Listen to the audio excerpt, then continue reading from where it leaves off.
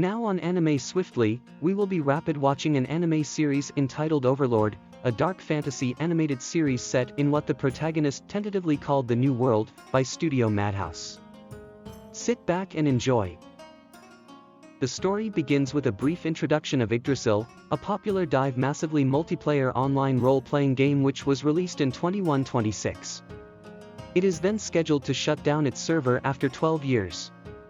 Ainzooalgown, one of the most powerful guilds in Yggdrasil, is briefly shown at the entrance of Nazarick, the headquarters of the group.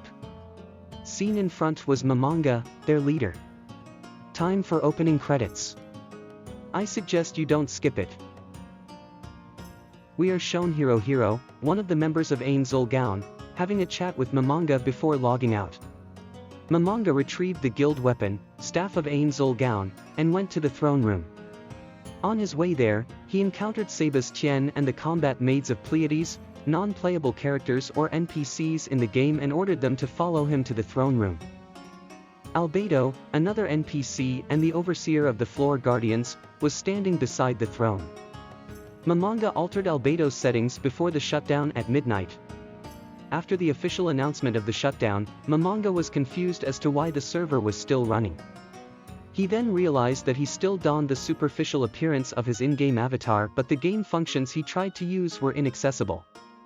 He was surprised when the NPCs began talking to him, a function that didn't exist in Yggdrasil. In order to assess the situation, he orders Sebas to scout the surroundings of Nazarick while he told Albedo to assemble the floor guardians on the 6th floor. Momonga used a ring to teleport to the amphitheater on the 6th floor. Aura and Mare, the twin guardians of the 6th floor, showed up first. He then asked them to help in testing the Staff of ainzooalgown by summoning a primal fire elemental and offered Aura if she, yes you heard that right, wants to fight it, to which she agreed with her hesitant younger brother, yes you also heard that right, Mare acting as support.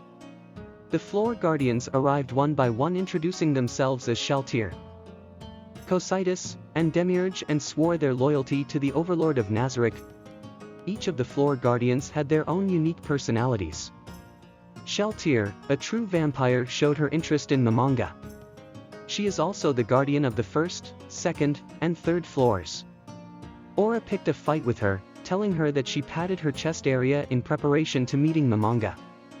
This reminds momonga of their creators' fellow guild members, Bukubuku Chagama and Perarancino, respectively. Mare just kept silent on the side. Cocytus, the guardian of the 5th floor, then arrived, expressing his disappointment to his fellow floor guardians because of their behavior in front of momonga. He embodied the spirit of being a warrior. Demiurge, the guardian of the 7th floor, arrived last. He exuded intelligence and was in charge of the defenses of Nazarick.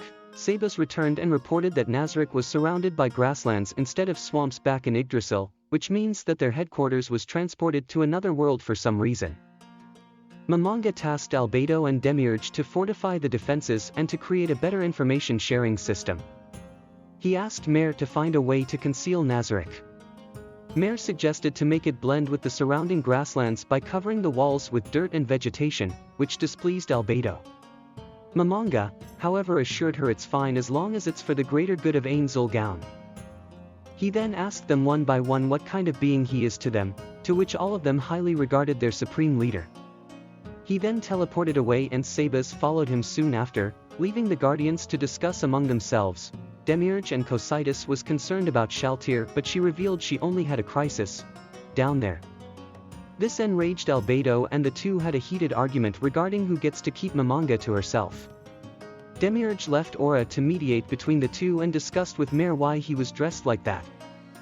Mare said that's the outfit picked by his creator for him, to which Demiurge remarked that all boys in Nazarick should be dressed that way. Pretty progressive for a demon, I should say. He then brought up the idea of eventually swearing their loyalty to momonga's heir, which delighted Cocytus as he will then be called uncle. After the two finished fighting, Shaltir and Albedo agreed to argue some other time of who gets to be the official wife of momonga. Albedo then issued the other guardians their orders to follow. Momonga was shown to try to equip weapons normally not wielded by his character class. He then used an item to change class and was able to use a sword. He teleported to the first floor to survey the outside and was greeted by Demiurge and 3 of his demon generals. Demiurge flew with momonga outside and marveled at the stars and jokingly told his companion that he might want to take over the world, which Demiurge took seriously. They then saw Mare use his magic to conceal the walls of Nazarick. Impressed with his work, momonga rewarded Mare with a ring of ainzooalgown. Albedo arrived, and since she's the overseer of the Guardians, she was given a ring as well, which made her ecstatic. We then see a group of mysterious people preparing to attack a village. We are then introduced to Gazef Stronov, the chief royal warrior of Riestai's kingdom. He was sent on a mission to investigate the attacks on the kingdom's villages together with a small group of soldiers. Momonga was surveying the vicinity of the headquarters using a magic mirror spell. He then noticed a village being attacked by knights.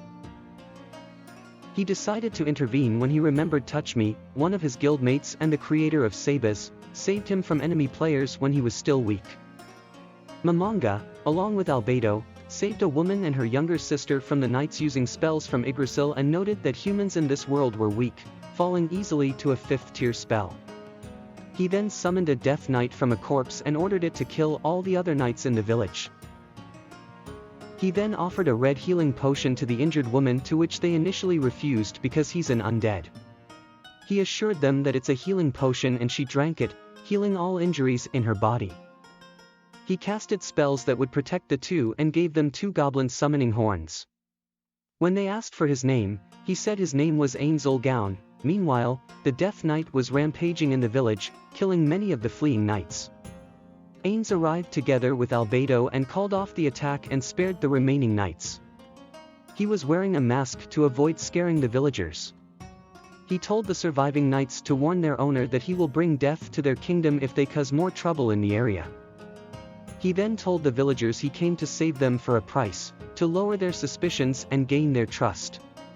In reality, Ainz saved them in order to gain information. The village chief told him about the world's currency, geography, the different ruling kingdoms and countries, and the location of the nearest city, Irantal. Ainz contemplated whether he would revive the deceased villagers or not, but decided not to because it might cause more trouble if he did. Before they withdrew, he asked Albedo if she despises humans.